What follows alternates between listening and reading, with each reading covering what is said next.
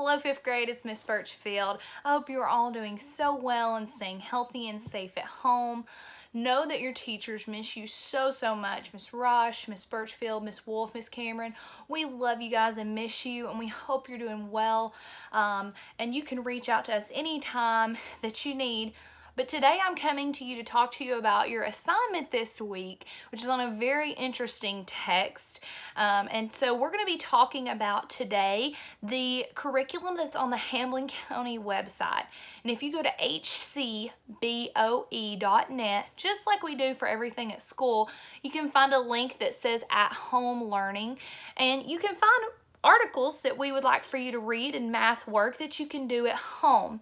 And so I'm going to come to you or Miss Rosh every week and give you a little bit of help with the English. So again, check those out. But our text this week is on CommonLit, and it's called The Mysterious Dark Day. So here we go. All right, here we are with our text for this week, The Mysterious Dark Day.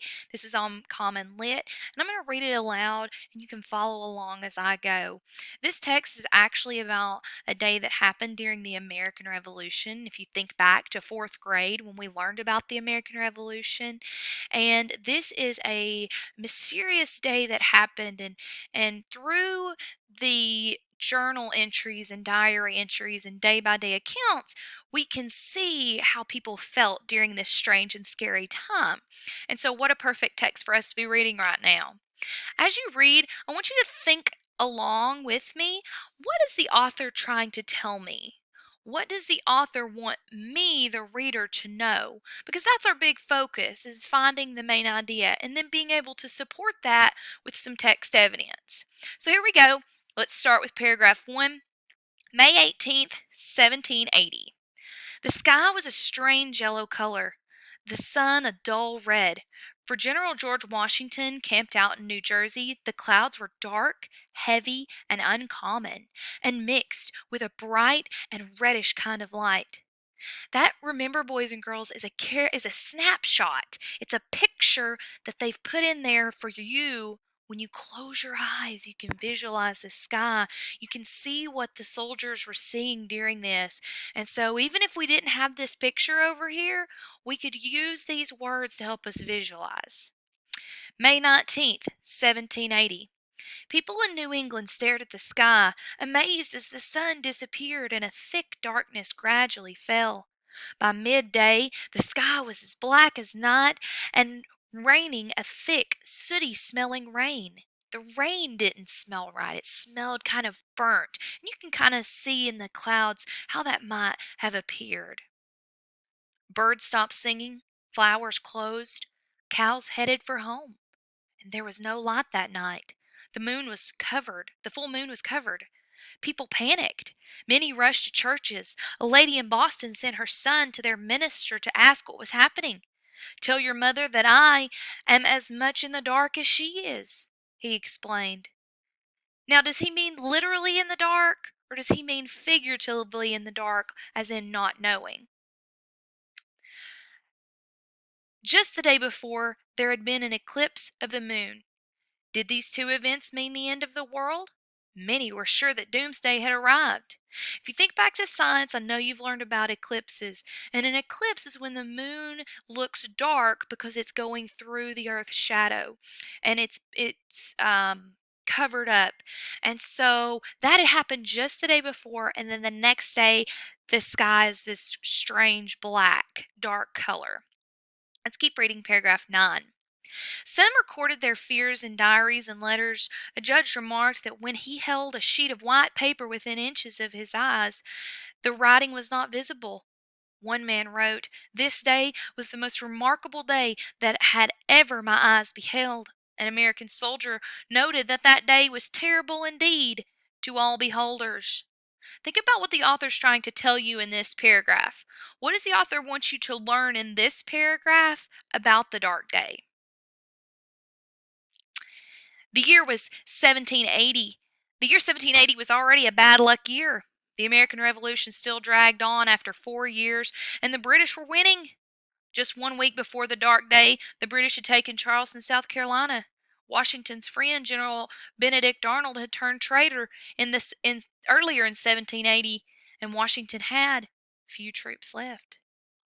That one, you need to be thinking, what do all those pieces of evidence in that paragraph, what does the author want me to know? Why did they include that? Perhaps the dark day meant doom for the war. No wonder people were worried. May 20th, 1780. But the next morning the sun came up and people were talking. News about the dark day spread. Professors, amateur scientists, and the interested public suggested all kinds of reasons for the dark day. So this day has caused all kinds of people to question what's going on, what's happening. And the word amateur scientists here means people who are not skilled yet or not professional. Let's see what they guess is going to happen or what happened. Paragraph 13. Some believed the moon eclipse had caused it. Others said no. That kind of eclipse doesn't cause days to go dark. An eclipse of the sun, then? No, that wasn't it, scientists replied. Nor was the dark day caused by a comet or a planet passing between Earth and the sun, or a large mountain in space. But at the Harvard College in Connecticut, Professor Samuel Williams had a thought. He believed that the dark day was brought on by vapors, something that absorbed and weakened the sunlight. Nearby, in Ipswich, Massachusetts, a man who called himself Viator, meaning wayfarer or traveler, saw quick flashes in the west, like northern lights, on May 19th. By 3 o'clock p.m., he reported that the air smelled terribly sooty. One of his friends thought nearby chimneys caused the odor. Others thought it was burning leaves. Viator bent over and sniffed some standing water. The same strange sooty smell stung his nostrils. Between his fingers he rubbed the scum from the top of the water. He pronounced that it was made of black ashes and burning leaves. He suggested that smoke from the woods caused the problem. But the mystery of the dark day remained unsolved. June 2008. Until more than 200 years later. In 2008, scientists at the University of Missouri announced that massive Canadian wildfires caused the mysterious dark day. Their study of tree rings in mountains of southern Ontario and other places showed that a huge fire burned in the spring of 1880. Thick columns of smoke rose into the upper atmosphere and spread east. The red sun and strange yellow sky reported by people like George Washington are typical of this condition. The smoke hung over the East Coast, shutting out the sun for many hours. Today, this is called an inversion and is common over major cities. People had no way of knowing that the forests in Canada were burning so fiercely, but Professor Williams and Viator definitely had the right idea. The skill that we're working on with our part A and part B question is finding the main idea. And so we've looked as we read the text and thought, what is the author trying to tell me? And what does the author want me to know? You can even ask yourself, what was this paragraph all about? And how does it fit into the title? Now that I've highlighted the main focus of this question, I can go through and read all the answer choices. Remember, just because you like an answer choice or think that's correct as soon as you read it, wait until you've read all the answer choices before selecting two answers.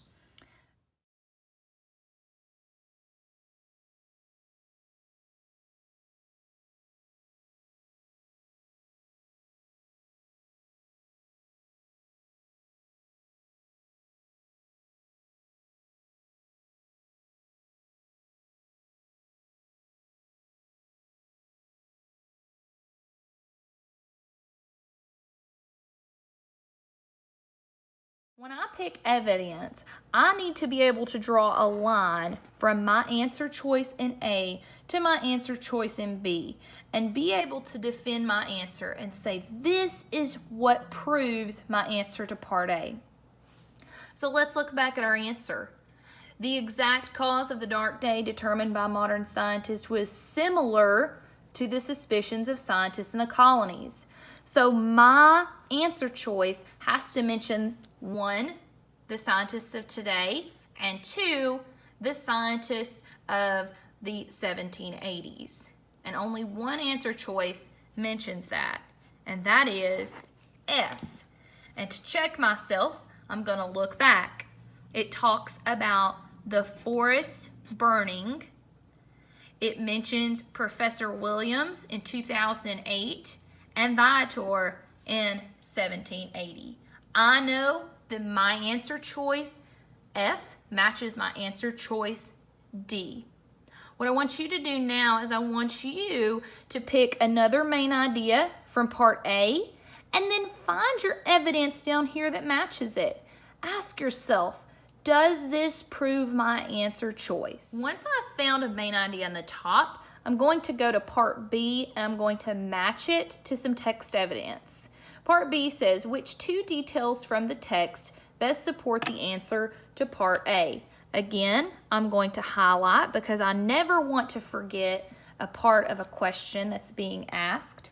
And then I can go and read each one. A, people in New England.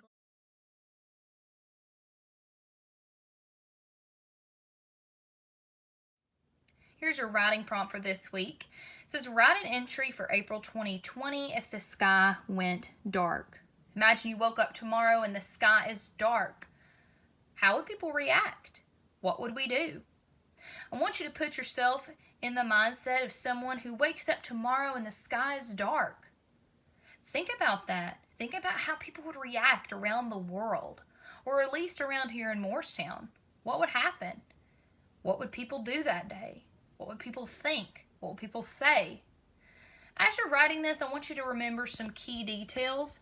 The first one is you need to make sure that your writing matches the writing on the original text. And so that original text was in third person point of view. Okay? It didn't say, I did this, I did that. It said they, he, she. So as you're writing, keep that in mind, that when you're telling about a dark day in April of 2020, say things like, people began to, out in town, the crowds. You're removing yourself from this. Remember, this does not have to be long, but I want you to focus on complete sentences. Make sure that you have capital letters and periods. And when you get done with this, you can screenshot or take a picture of it and send it to either myself or Miss Raj via the Remind app or our email addresses. I appreciate you following along. I hope you do a wonderful job this week on your lessons. Remember to keep reading every night. Keep listening to the read alouds that we offer here online. We love you and we miss you, and we are so excited to be back together again. But until then, we want you to be learning at home, and so we know that you're going to do that. If you have any questions, please feel free to reach out anytime. My email is Birchfield, BURCHFIELD @hcboe.net. I'll be more than happy to answer any questions. Even if you're not one of my kids, you're all one of my kids. So just feel free to reach out. I look forward to hearing from you, and hopefully we don't have any mysterious dark days anytime soon. If you need anything, feel free to contact me. Have a good one.